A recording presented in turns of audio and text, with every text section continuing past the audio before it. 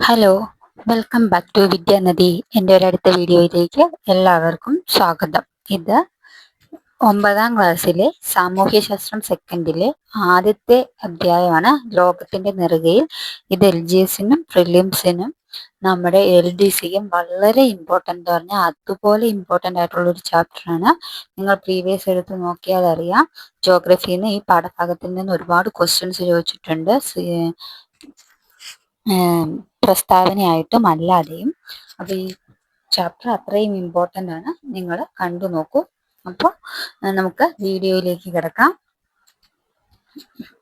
അതിനു മുന്നേ എൻ്റെ വീഡിയോ ആദ്യമായിട്ടാണ് കാണുന്നതെങ്കിൽ, ഇഷ്ടപ്പെടുന്നുണ്ടെങ്കിൽ സബ്സ്ക്രൈബ് ചെയ്യുക, ലൈക്ക് ചെയ്യുക, കമൻറ്റ് ചെയ്യുക. ഇഷ്ടപ്പെട്ടില്ല ഡിസ്ലൈക്കും ചെയ്യാം, കമൻറ്റും ചെയ്യാം കേട്ടോ. ഇന്ത്യ എന്നത് ഒരു മിശ്ര ബഹുസ്വര സംസ്കാരത്തിൻ്റെ നാടാണ്.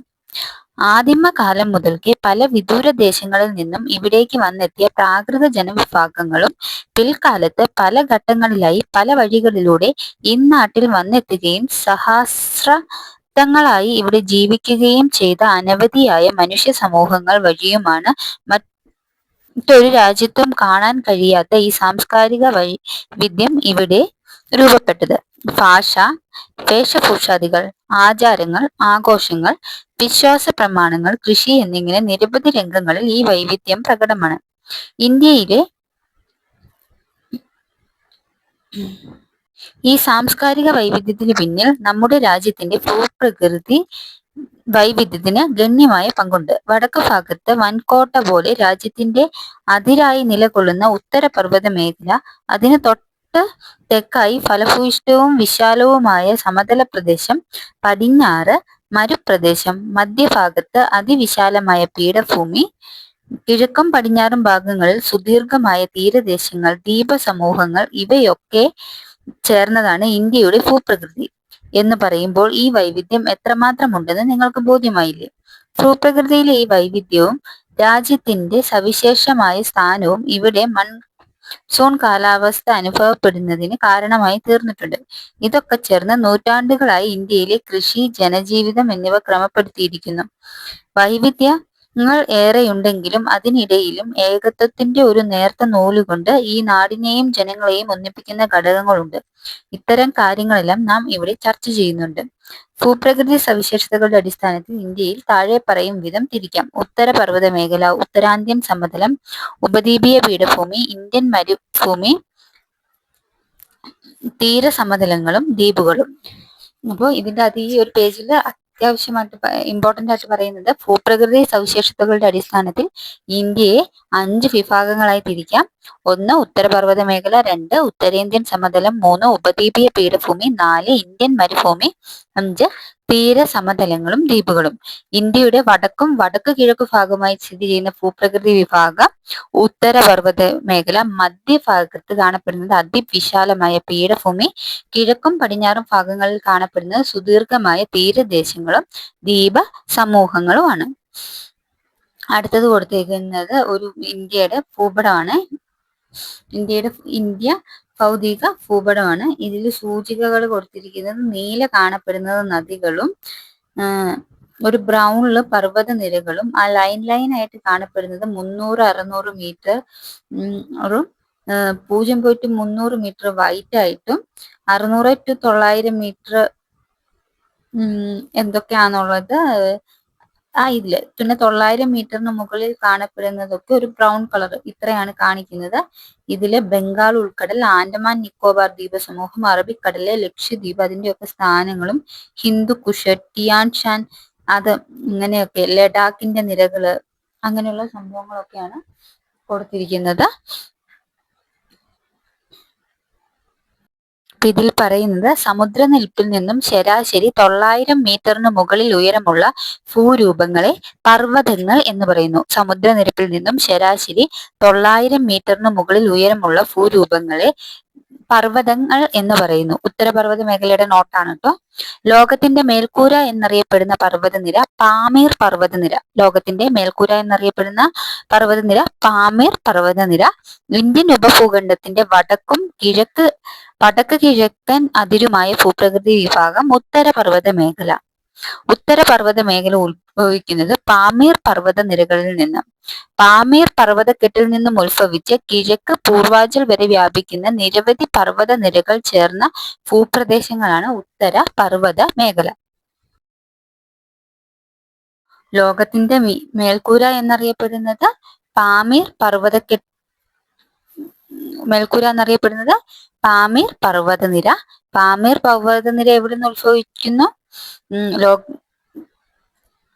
കിഴക്ക് പൂർവാഞ്ചൽ വരെ വ്യാപിക്കുന്ന പർവ്വതക്കെട്ടിൽ നിന്നും ഉത്ഭവിച്ച കിഴക്ക് പൂർവാഞ്ചൽ വരെ വ്യാപിക്കുന്ന നിരവധി പർവ്വത നിരകൾ ചേർന്നതാണ് ഇന്ത്യൻ ഭൂഖണ്ഡത്തിന്റെ വടക്ക് കിഴക്കൻ അതിരായ ഉത്തര പർവ്വത മേഖല. നൽകിയിട്ടുള്ള ഭൂപടം ചിത്രം 1 പരിശോധിച്ച് ഉത്തര പർവ്വതയുടെ സ്ഥാനം മനസ്സിലാക്കൂ. പാമീർ പർവ്വതക്കെട്ടിൽ നിന്ന് ഉത്ഭവിക്കുന്ന മറ്റ് പർവ്വത നിരകൾ ഏതൊക്കെയാണെന്ന് കണ്ടെത്തി പട്ടിക ഇതാക്കും. ഏതൊക്കെയാണത്? 3 പാമീർ പർവ്വതക്കെട്ടിൽ നിന്നും ഉത്ഭവിക്കുന്ന പർവ്വത നിരകൾ കൂൺലൂൺ, ഹിന്ദുക്കുഷ്, ടിയാൻ ഷാൻ. കൂൺലൂൺ, ഹിന്ദുക്കുഷ്, ടിയാൻ ഷാൻ ഈ 3 താരതമ്യേന പ്രായം കുറഞ്ഞതും ഉയരം ഏറിയതുമായ പർവ്വത നിരകളാണ് ഉത്തര പർവ്വത മേഖല. താരതമ്യേന പ്രായം കുറഞ്ഞതും ഉയരമേറിയതുമായ പർവ്വത നിരകളാണ് ഉത്തര പർവ്വത മേഖല. ശിലാപാളികൾക്ക് വലനം സംഭവിച്ചു രൂപപ്പെട്ട മടക്കു പർവ്വതങ്ങളാണിവ. പടിഞ്ഞാറ് സിന്ധു നദി മുതൽ കിഴക്ക് ബ്രഹ്മപുത്ര നദി വരെ ഏകദേശം 2400 കിലോമീറ്റർ നീളത്തിൽ വ്യാപിച്ചു കിടക്കുന്ന ഉത്തര പർവ്വത മേഖലയ്ക്ക് 150 മുതൽ 400 കിലോമീറ്റർ വരെ വീതിയുണ്ട്. ഉയരമേറിയ കൊടുമുടികളും ഹിമാനികളും താഴ്വാരങ്ങളും നിറഞ്ഞ സവിശേഷമായ ഭൂപ്രദേശമാണിത്. ഭൂപ്രകൃതി സവിശേഷതകളുടെ അടിസ്ഥാനത്തിൽ ഉത്തര പർവ്വത മേഖലകളെ 3 തിരിക്കാം. 1 ട്രാൻസ് ഹിമാലയം, 2 ഹിമാലയം, 3 ഹിമാലയൻ കുന്നുകൾ. അപ്പൊ താരതമ്യേന പ്രായം കുറഞ്ഞതും ഉയരമേറിയതുമായ പർവ്വത നിരകളാണ് ഉത്തര പർവ്വത മേഖല. ഭൂവൽക്കത്തിലെ ശിലാപാളികൾ സമ്മർദ്ദ ബലത്താൽ മടങ്ങി രൂപം കൊള്ളുന്ന പർവ്വതങ്ങളാണ് മടക്ക് പർവ്വതങ്ങൾ. മടക്ക് പർവ്വതങ്ങൾ എന്താ? ഭൂവൽക്കത്തിലെ ശിലാപാളികൾ സമ്മർദ്ദ ബലത്താൽ മടങ്ങി രൂപം കൊള്ളുന്ന പർവ്വതങ്ങളാണ് മടക്ക് പർവ്വതങ്ങൾ. മടക്കു പർവ്വതങ്ങൾ രൂപം കൊള്ളുന്ന പ്രക്രിയയാണ് വലനം, ഫോൾഡിംഗ്.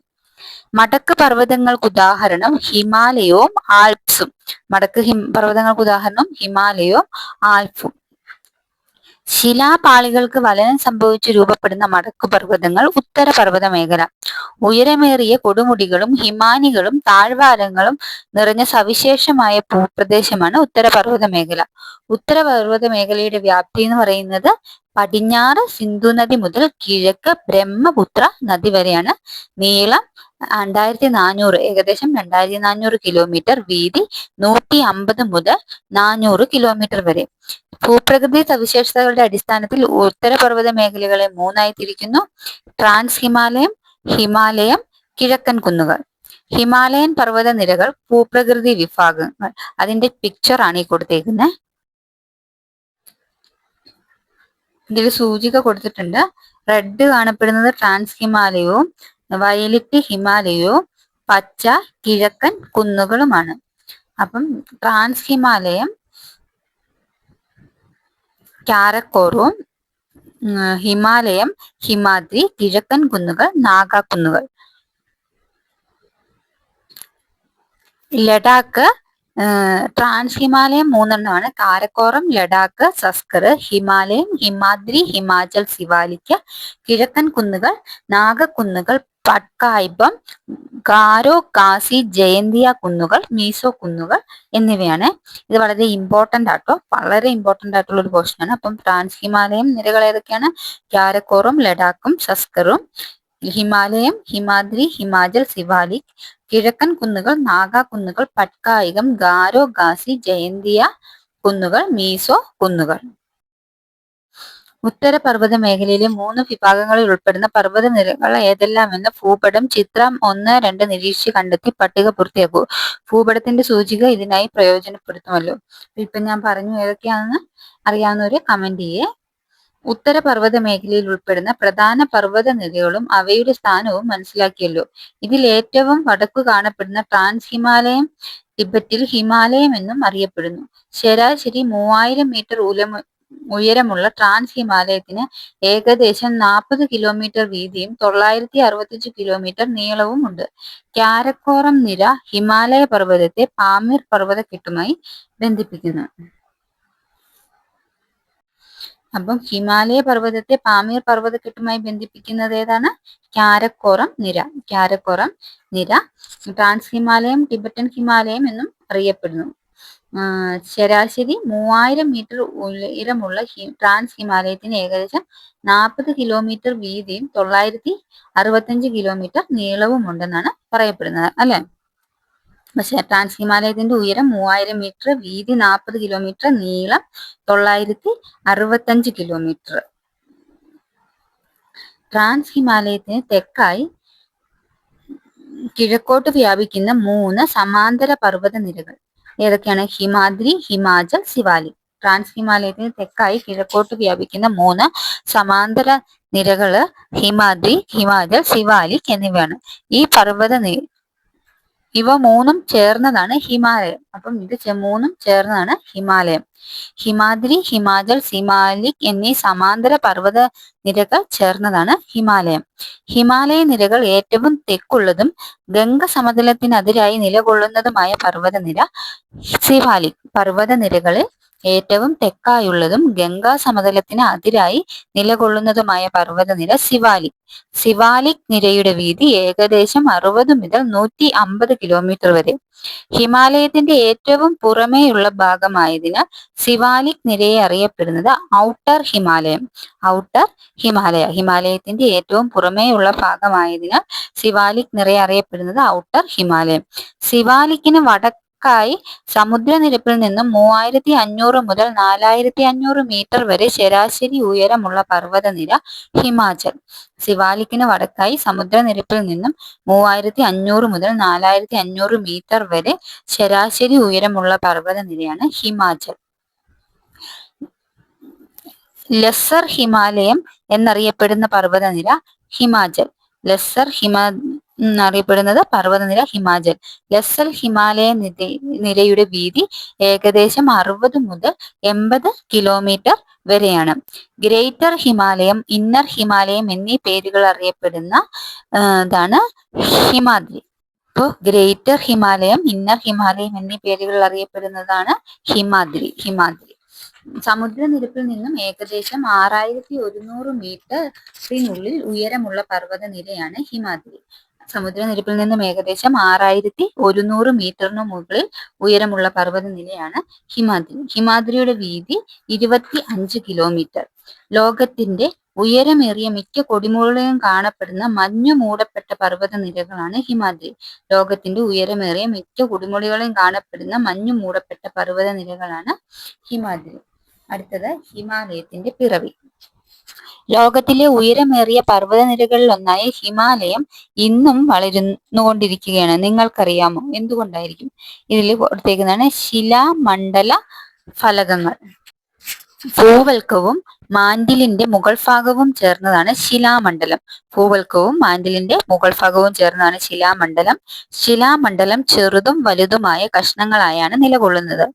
അനേകമായിരം കിലോമീറ്റർ വിസ്തൃതിയും ഏകദേശം 100 കിലോമീറ്റർ വരെ കനവുമുള്ള ശിലാമണ്ഡല ഫലകങ്ങൾ എന്നറിയപ്പെടുന്നു. ശിലാമണ്ഡല ഫലകങ്ങൾ വൻകര ഭാഗം ഉൾക്കൊള്ളുന്നതോ കടൽത്തറ ഭാഗം ഉൾക്കൊള്ളുന്നതോ വൻകരയും കടൽത്തരയും ഉൾക്കൊള്ളുന്നതോ ആകാം. അടുത്തത് ഹിമാലയത്തിന്റെ പിറവി. ലോകത്തിലെ ഉയരമേറിയ പർവ്വതനിരകളിൽ ഒന്നാണ് ഹിമാലയം. ഹിമാലയം വളരുന്നതിന്റെ കാരണം ഭൗമശിലാപാളികളുടെ ചലനം, പ്ലേറ്റ് ടെക്ടോണിക്സ്. ഭൗമശിലാപാളികളുടെ ചലനം കാരണമാണ് ഹിമാലയം വളരുന്നത്. വൻകരയും സമുദ്രഭാഗവും ചേർന്ന ശിലാപാളികൾ ടെക്ടോണിക് ഫലകങ്ങൾ. വൻകരയും സമുദ്രഭാഗങ്ങളും ചേർന്ന ശിലാപാളികൾ ടെക്ടോണിക് ഫലകങ്ങൾ. ശിലാമണ്ഡലത്തിന് താഴെ ഉയർന്ന താപത്താൽ ശിലകൾ ഉരുകി അർദ്ധ ദ്രവാവസ്ഥയിൽ നിലകൊള്ളുന്ന ഭാഗമാണ് അസ്തനോസ്ഫിയറിന് മുകളിലൂടെ ടെക്ടോണിക് ഫലകങ്ങൾ സംവിധാനം ചലിപ്പിക്കുന്നത് ഫലക അതിരുകളിൽ പർവ്വത രൂപീകരണം പോലുള്ള ഭൗമ പ്രവർത്തനങ്ങൾ സജീവമാകുന്നതിന് കാരണം ഫലക ചലനം. 3 തരം ഫലക അതിരുകളുണ്ട്. 1 സംയോജക സീമ, 2 വിയോജക സീമ, 3 ഛേദക സീമ. അതില് ഫലകങ്ങൾ തമ്മിൽ അടുക്കുന്ന അതിരുകളാണ് സംയോജക സീമ. വിയോജക സീമ ഫലകങ്ങൾ തമ്മിൽ അകലുന്നത്. ഛേദക സീമ എന്ന് പറഞ്ഞിട്ടുണ്ടെങ്കിൽ ഫലകങ്ങൾ തിരശ്ചീനമായി ഉരസി മാറുന്ന അതിരുകളാണ്. അപ്പൊ 3 ഉണ്ട്: സംയോജക സീമ, വിയോജക സീമ, ഛേദക സീമ. സംയോജക സീമ കൺവർജന്റ് മാർജിൻ, വിയോജക സീമ ഡിവർജന്റ് മാർജിൻ, ഛേദക സീമ ട്രാൻസ്ഫോം മാർജിൻ. സംയോജക സീമകളിൽ ശിലാമണ്ഡല ഫലകങ്ങളുടെ സമ്മർദ്ദ ഫലമായി ശിലാപാളികൾക്ക് വലനം ഫോൾഡിംഗ് സംഭവിക്കുന്നതിനാൽ രൂപപ്പെടുന്ന പർവ്വതനിരകളാണ് മടക്കുപർവ്വതങ്ങൾ, ഫോൾഡ് മൗണ്ടെയ്ൻസ്. എന്താണ്? സംയോജക സീമകളിൽ ശിലാമണ്ഡല ഫലകങ്ങളുടെ സമ്മർദ്ദ ഫലമായി ശിലാപാളികൾക്ക് വലനം സംഭവിക്കുന്നതിനാൽ രൂപപ്പെടുന്ന പർവ്വതനിരകളാണ് മടക്ക് പർവ്വതങ്ങൾ. ഹിമാലയ പർവ്വതം രൂപം കൊണ്ടത് ഏകദേശം 150 to 160 ദശലക്ഷം വർഷങ്ങൾക്ക് മുമ്പാണ്. ഹിമാലയ പർവ്വതം രൂപം കൊണ്ടത് ഏകദേശം 150 to 160 ദശലക്ഷം വർഷങ്ങൾക്ക് മുമ്പാണ്. ഏകദേശം 150-160 വർഷങ്ങൾക്ക് മുമ്പ് ഉപദ്വീപീയ ഇന്ത്യയും ആസ്ട്രേലിയൻ വൻകരയും ഉൾപ്പെടുന്ന ഇന്ത്യൻ ഫലകത്തിന്റെ സ്ഥാനം ദക്ഷിണാർദ്ധഗോളത്തിൽ. ഏകദേശം 150-160 വർഷങ്ങൾക്ക് മുമ്പ് ഉപദ്വീപീയ ഇന്ത്യയും ആസ്ട്രേലിയൻ വൻകരയും ഉൾപ്പെടുന്ന ഇന്ത്യൻ ഫലകത്തിന്റെ സ്ഥാനം ദക്ഷിണാർദ്ധഗോളത്തിൽ. പിന്നീട് ഇന്ത്യൻ ഫലകം വടക്കോട്ട് നീങ്ങി യുറേഷ്യൻ ഫലകത്തിനോടടുത്തു.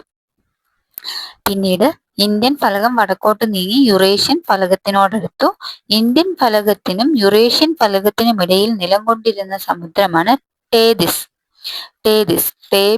സമുദ്രത്തിന്റെ അടിത്തട്ട് മടങ്ങി ഉയർന്നു വന്നതിന്റെ ഫലമായി രൂപം കൊണ്ട പർവ്വതമാണ് ഹിമാലയ പർവ്വതം. ടേതിസ് സമുദ്രത്തിന്റെ അടിത്തട്ട് മടങ്ങി ഉയർന്നു വന്നതിന്റെ ഫലമായി രൂപം കൊണ്ട പർവ്വതമാണ് ഹിമാലയം പർവ്വതം. ഹിമാലയവും പ്രാദേശിക വിഭാഗങ്ങളും. ഹിമാലയ പർവ്വതം രൂപം കൊണ്ടിട്ടുള്ളത് ഏത് തരം ഫലകതിരിലാണ്? അതിപ്പോ പറഞ്ഞല്ലോ.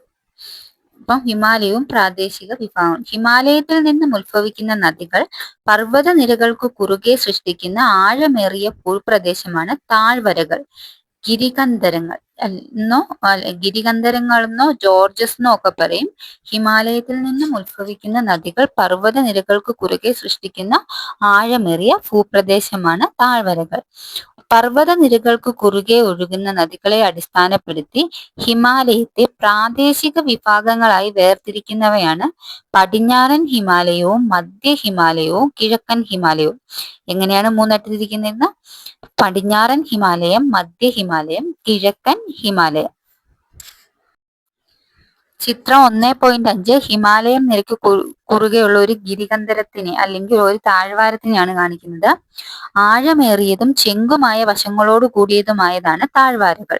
സിന്ധു, ഗംഗ, സത്ലജ് തുടങ്ങിയ നദികൾ അപരദനത്തിലൂടെ ഹിമാലയ പർവ്വത നിരയ്ക്ക് കുറുകെ സൃഷ്ടിക്കുന്ന ഭൂരൂപങ്ങളാണ് ഗിരികന്ധരങ്ങൾ. ഹിമാലയ പർവ്വത നിരകൾ പ്രാദേശിക വിഭാഗങ്ങൾ. അതിന്റെ സൂചികയും അതിന്റെ ചിത്രവുമാണ് ഇത് കൊടുത്തിരിക്കുന്നത്. അതൊന്ന് നിരീക്ഷിച്ചു നോക്കൂ കേട്ടോ. ഇപ്പൊ നമ്മൾ പറഞ്ഞ സംഭവമൊക്കെ തന്നെയാണ് അതിൻ്റെ അകത്തുള്ളത്.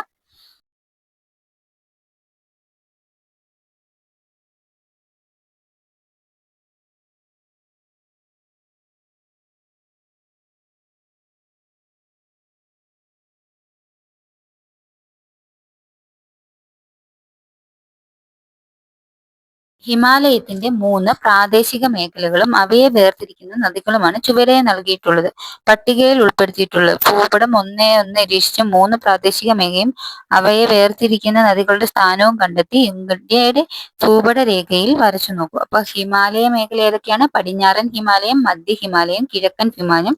വേർതിരിക്കുന്ന നദികൾ സിന്ധു, കാളി, ടീസ്ത, ബ്രഹ്മപുത്ര. അങ്ങനെ 3 ഇതായിട്ടാണ് പറയുന്നത്.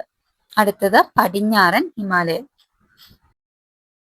ജമ്മു കാശ്മീരിന്റെ വടക്ക് സിന്ധു നദി താഴ്വാര മുതൽ ഉത്തരാഖണ്ഡിന്റെ കിഴക്ക് കാളി നദി, ഗാഗര നദിയുടെ പോഷക നദി താഴ്വാര ഉൾപ്പെടുന്ന പടിഞ്ഞാറൻ ഹിമാലയത്തെ കാശ്മീർ ഹിമാലയം, ഹിമാചൽ ഹിമാലയം, ഉത്തരാഖണ്ഡ് ഹിമാലയം എന്നിങ്ങനെ 3 രേഖകളായി തിരിക്കാം. അപ്പൊ ജമ്മു കാശ്മീരിന്റെ വടക്ക് സിന്ധു നദി താഴ്വാര മുതൽ ഉത്തരാഖണ്ഡിന്റെ കിഴക്ക് കാളി നദി താഴ്വാര ഉൾപ്പെടുന്ന ഹിമാലയത്തിന്റെ പ്രാദേശിക വിഭാഗത്തെ അറിയപ്പെടുന്നതാണ് പടിഞ്ഞാറൻ ഹിമാലയം.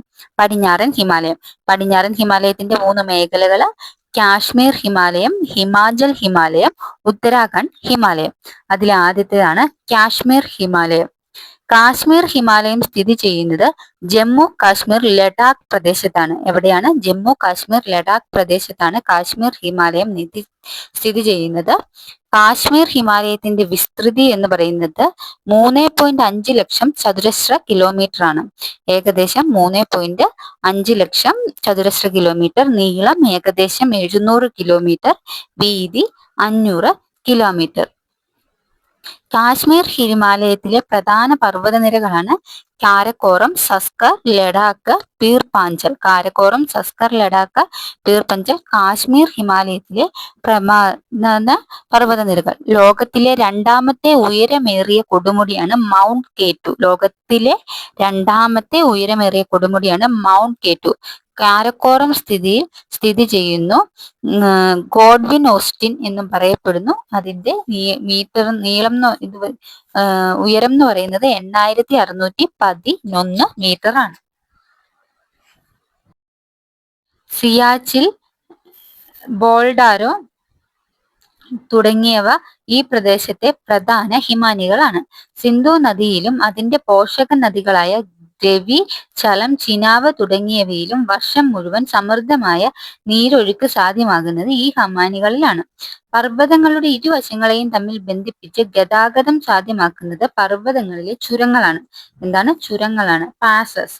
പർവ്വതങ്ങളുടെ ഇരുവശങ്ങളും തമ്മിൽ ബന്ധിപ്പിച്ച് ഗതാഗതം സാധ്യമാക്കുന്ന പർവ്വതങ്ങളിലെ ചുരങ്ങളാണ്. പർവ്വതനിരകൾ മുറിച്ചു കടക്കാൻ സഹായകമായ സ്വാഭാവിക ഇടങ്ങളാണ് ചുരങ്ങൾ. പീർപാഞ്ചൽ പർവ്വതനിരയ്ക്ക് കുറുകെയുള്ള ബനിഹാർ ചുരമാണ് ജമ്മു പ്രദേശത്തെ കാശ്മീർ താഴ്വാരവുമായി ബന്ധിപ്പിക്കുന്നത്. കാശ്മീർ ഹിമാലയത്തിന്റെ പ്രധാന വിശേഷതകൾ എന്തൊക്കെയാണ്?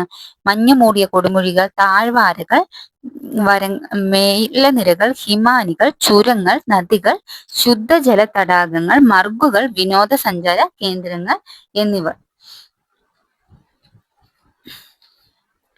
ശുദ്ധജല തടാകങ്ങൾ ധാരാളമുള്ള കാശ്മീർ ഹിമാലയത്തിലെ ഒരു പ്രധാന തടാകമാണ് ദാൽ. ഏതാണ്? ദാൽ. അതിന്റെ ചിത്രമാണ് കൊടുത്തേക്കുന്നത്. ഈ തടാകത്തിന്റെ കരയിലാണ് ശ്രീനഗർ പട്ടണം സ്ഥിതി ചെയ്യുന്നത്. കാശ്മീരിലെ ഒരു പ്രധാന വിനോദസഞ്ചാര വാണിജ്യ കേന്ദ്രം കൂടിയാണിത്. ദാൽ തടാകത്തിലെ ശികാര തോണികളും ഫ്ലോട്ടിംഗ് മാർക്കറ്റുകളും തോണികളിലെ വിപണികൾ കാശ്മീർ ടൂറിസത്തിന്റെ മുഖമുദ്രകളാണ്. ദാൽ തടാകത്തിന്റെ തീരത്തുള്ള പ്രദേശം ഏതാണ്? ശ്രീനഗർ. കാശ്മീരിലെ ഹിമാലയത്തിലെ പ്രധാന തടാകം ദാൽ. കാശ്മീരിലെ ഒരു പ്രധാന വിനോദസഞ്ചാര വാണിജ്യ കേന്ദ്രം ശ്രീനഗർ.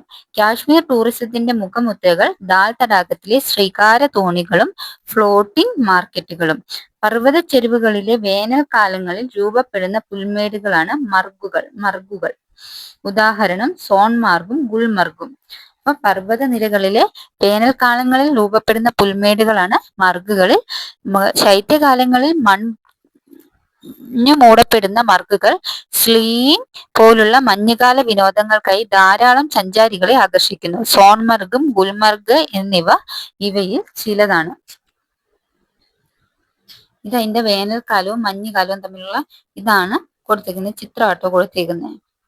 ശൈത്യകാലങ്ങളിൽ മഞ്ഞു മൂടപ്പെടുന്ന മർഗുകൾ സ്കീയിങ് പോലുള്ള മഞ്ഞുകാല വിനോദങ്ങൾക്കായി ധാരാളം സഞ്ചാരികളെ ആകർഷിക്കുന്നു. അടുത്താണ് ഹിമാലയം.